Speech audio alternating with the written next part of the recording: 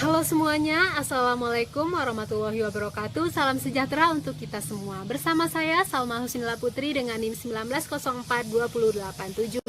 Pada kesempatan kali ini saya akan mempresentasikan terkait pada mata kuliah governansi digital, yang mana topik bahasan kita yang pertama governansi sebagai proyek bersifat teknologi, yang kedua hambatan utama pada e-governance, yang ketiga konsep governmentality, dan yang terakhir tata kelola e-public. Masuk kepada governance sebagai proyek bersifat teknologi.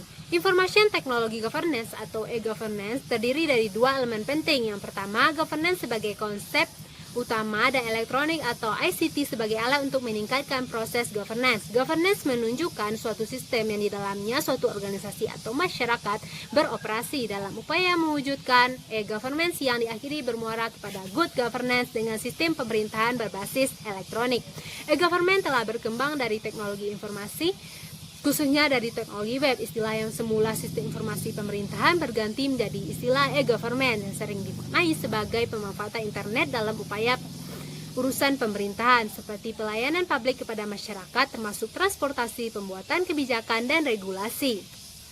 E-government memiliki 4 hubungan dasar. Yang pertama, hubungan pemerintah dengan warganya seperti antara lain sistem pajak online, informasi lowongan kerja, pengurusan jaminan sosial, serta dokumen kependudukan lainnya. Yang kedua, hubungan pemerintah dengan swasta.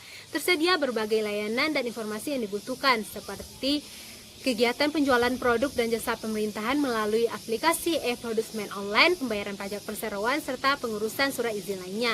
Yang ketiga, hubungan pemerintah dengan pegawainya, pelayanan kepada para pegawai pemerintah secara elektronik, contohnya penerapan BPJS Kesehatan dan BPJS Ketenagakerjaan. Yang keempat, hubungan pemerintah dengan pemerintah, contoh aplikasinya yaitu e-planning, SIMDA, dan lainnya. Layanan yang dilakukan yaitu layanan ekspor impor data, informasi kependudukan, dan sebagainya. 2. Hambatan utama pada e-governance. Hambatan yang pertama seperti tidak terkonsolidasi perencanaan dan anggaran serta tanggung jawab hukum kolegial. Yang kedua, belum terjadi transformasi dan mentalitas birokrasi.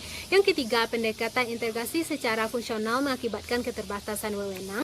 Yang keempat, transmisi kejelasan dan konsisten tidak dapat dilaksanakan dengan baik. Dari faktor sumber daya disebabkan dengan kurangnya kualitas sumber daya manusia, keterbatasan anggaran, sarana prasarana kurang memadai, serta ketidakjelasan wewenang terkait dengan kebijakan e-governance. Yang kelima, aktor disposisi disebabkan karena pemahaman dan pengetahuan pegawai yang kurang terkait dengan kebijakan e-gov, meskipun sudah ada kemampuan dan keinginan untuk melaksanakannya. 3. Konsep governmentality. Menurut Lamke, governmentality merupakan konsep kekuasaan yang digunakan oleh Foucault untuk mempelajari kapasitas otonomi individu dan melakukan kontrol diri dan bagaimana hal itu berkaitan dengan kepentingan politik ekonomi negara. Governmentality adalah konsep kekuasaan yang digunakan untuk menyelidiki bagaimana hubungan teknologi diri dan dengan teknologi dinamisa. E-government adalah layanan informasi dan communication technology atau ICT yang dimiliki diperoleh oleh pemerintah untuk meningkatkan hubungan antara warga, swasta, dan pemerintah. Tuntutan perkembangan TIK berbasis kepada peningkatan layanan pemerintah kepada warganya. Konsep governmentality lainnya yaitu adalah untuk melayani warga melalui pelayanan publik yang semaju yang tidak mungkin dalam pemerintahan sebelumnya. Faktor kunci keberhasilan e-government yaitu kebijakan, kelembagaan, kepemimpinan, dan aplikasi. Pemanfaatan internet atau e-government dalam urusan pemerintahan baik dengan efisien pelayanan publik kepada masyarakat, termasuk transparansi pembuatan kebijakan dan regulasi. Lanjut kepada tata kelola e-public.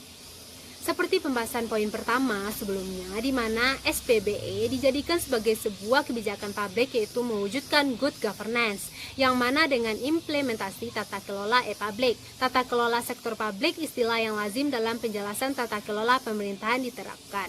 Terdapat 5 kriteria yang terjadi dasar kebijakan tata kelola e-public. Yang pertama, pelayanan kepada masyarakat menuju pelayanan oleh masyarakat. Yang kedua, masyarakat tradisional menuju masyarakat online. Yang ketiga, kesenjangan digital menuju demokrasi digital. Yang keempat, manual berbasis dokumen atau kertas menuju pemerintahan online. Dan yang kelima, pengetahuan informasi fisik menuju pengetahuan digital. Sekian penjelasan saya terkait mengenai konsep pemahaman dari governansi digital pada topik bahasan kali ini. Jika ada salah, saya mohon maaf. Assalamualaikum warahmatullahi wabarakatuh.